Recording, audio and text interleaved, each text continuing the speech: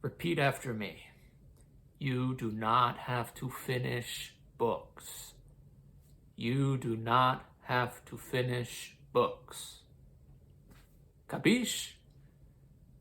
This is a video where I will tell you why you don't have to finish books. And before we can get into that, it's a very important topic to me. But before that, we have to talk about what this video is not. And there are two things this video is not. One, this video is not a form of hand-holding to readers who self-profess to be slow and like to celebrate and rationalize that fact. It is okay to be a slow reader. It's okay to be busy and to have other hobbies aside from reading that you also devote time to. That's great. That's awesome. Nobody said you had to read a lot of books. But I've seen recently certain communities of people who don't really read that much, and they're trying to justify that by talking about savoring books and such. And the way I see it, I think if you were really savoring something, you would read it. You would do it more. So that's what this is not hand holding. If you read 30 pages a day, just 30 pages. I know if you're a slow reader for whatever reason, which I'm not judging, that may take longer than 30 minutes or an hour, but I know people can make time. If you read 30 pages a day, you will read, or if you read 33 pages a day, you will read 1,000 pages a month. And take Lonesome Dove, for example. This is like 860 pages. If you just read 30 pages of this every day, you'll finish the book in less than a month, and you'll have time to spare. Or for my nonfiction readers, and a nonfiction almost always takes longer to read than fiction. If you read 30 pages per day of The Enlightenment by Richie Robertson, huge book. This is a little less than 1,000 pages. You will finish it in a month if you read 30 pages a day. Now, sometimes that can be a tough ask, but I'm just saying in a steady and consistent manner, you can achieve pretty much anything within reason, including reading large books. So, that is the first thing this video is not. The second thing this video is not is it's not a video really for fiction readers. You are allowed to not finish fiction, obviously, if you're not liking a book. One, you should give it its due and read a little bit of it to make sure you don't actually like it. But if you don't like it, cast it aside and find something that you do like. It's pretty silly to read something that you're not enjoying. So this video is not for fiction readers, really. It's more for nonfiction readers. But yeah, so now we can get into the video itself, which is why you don't have to finish books. And I know this can be hard for a lot of people. It's hard for me. I have a reading log, and I have some other methods of logging books where I can only log the book when I finish it. So there's an incentive to actually reading the book cover to cover. But there's a lot of types of books where it's not actually reasonable to read the book cover to cover at all. And I thought of this video because I was reading this book. This is Michael Elliott Howard's War in European History. This is a paperback published by Oxford. There's nothing on the spine, just funny. But it is a short survey of the European history of war. The book is only 164 pages, and it is divided up into 7 chapters, which each deal with a different age of warfare. And it starts out with the Wars of the Knights, then the wars of the mercenaries, the wars of the merchants, the wars of the professionals, the wars of the revolution, the wars of the nations, and the wars of the technologists, followed by an epilogue titled The Nuclear Age. Now, this book is from 1976. And I was interested in this book because I'm interested in medieval history and medieval warfare, and Europe came about in the medieval period, if the definition of Europe, post-Roman Empire. And since I had an interest, I found this book at Goodwill, I bought it, and later, in December, I started reading it. And I read through the Wars of the Knights, which is in the Middle Ages, the knight, well, there's different forms of combat, but the chivalric knight was one of the big players in medieval warfare, with their armor and their horses and their sort of retinue, squires and such that ferried around the knight's gear and such. So I was interested in that, and I read the chapter, and I liked it, and I would like to reread the chapter a couple of times to get more solid on the foundations.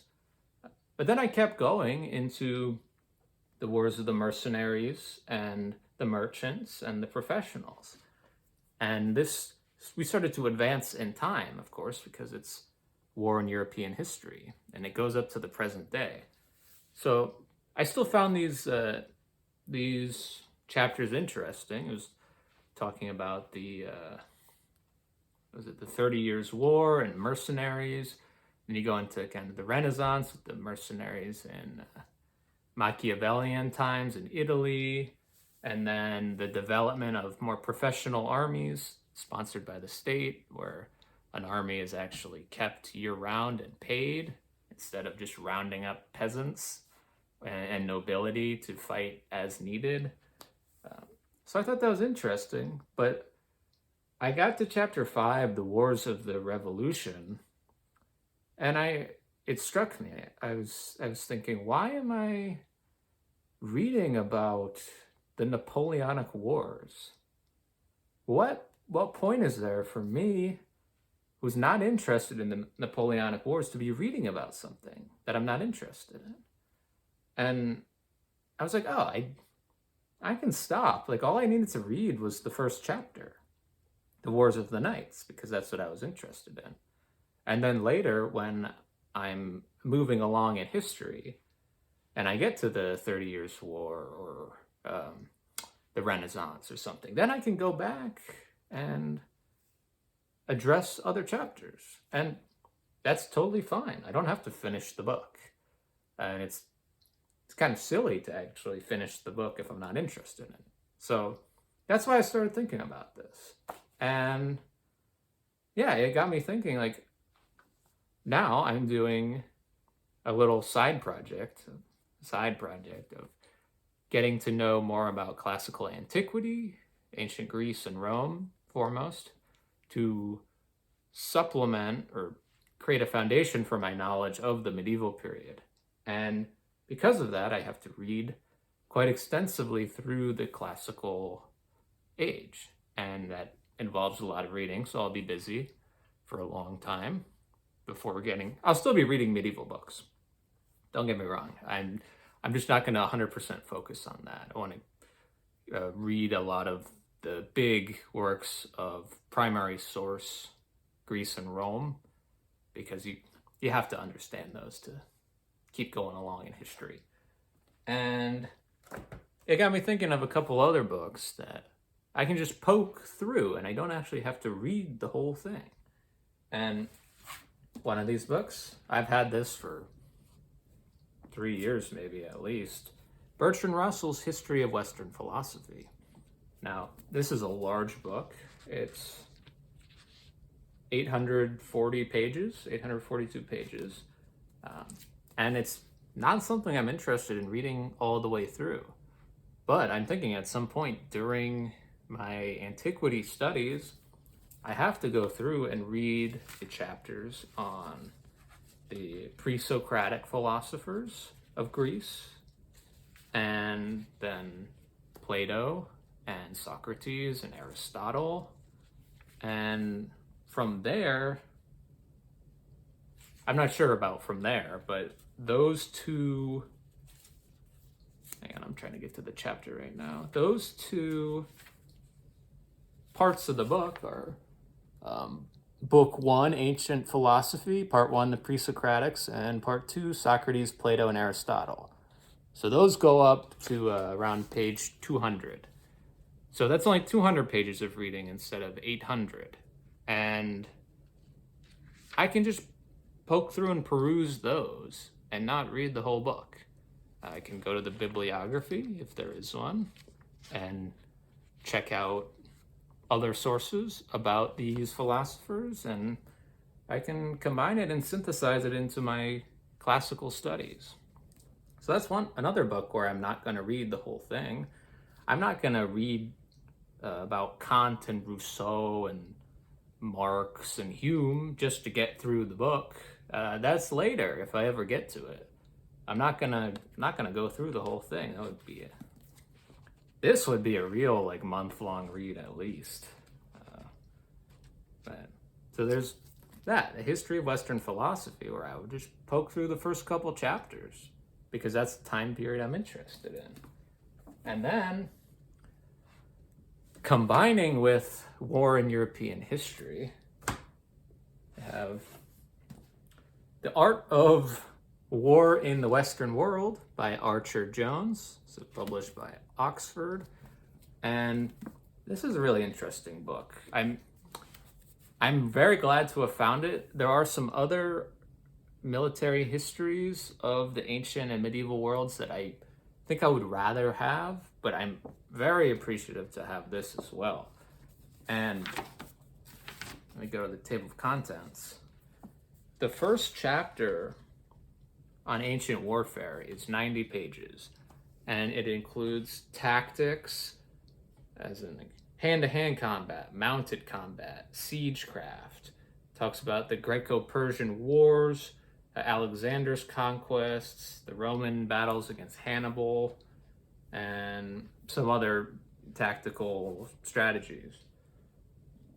Then it goes into logistics, and then strategy itself, differing from tactics, and then a summary of warfare on land and naval warfare. So I think this would be great supplement to my Greek readings that I'm doing right now.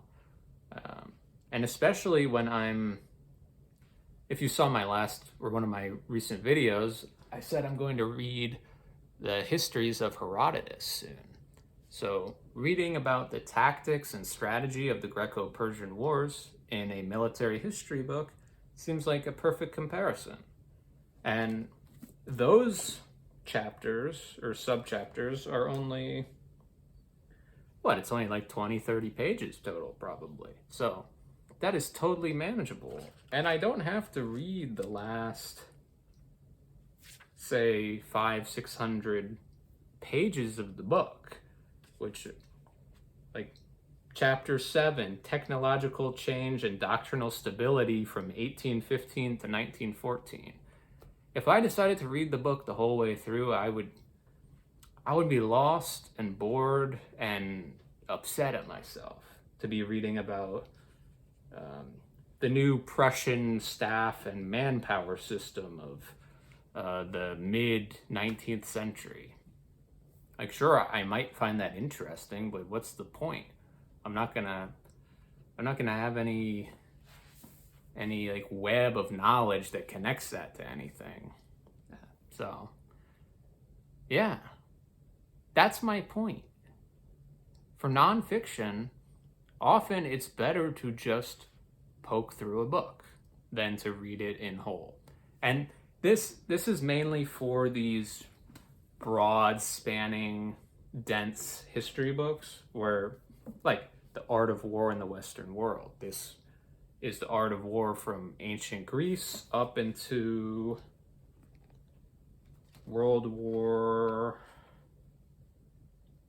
up until after the World Wars. And the history of Western philosophy is the history of philosophy from the pre-Socratics to, who's the last one? Pre-Socratics to the present day. The last one's William James, John Dewey, and the Philosophy of Logical Analysis. So very large chronological spans. And even this small book, War in European History, it is the whole totality of Europe and its warfare up until the nuclear age.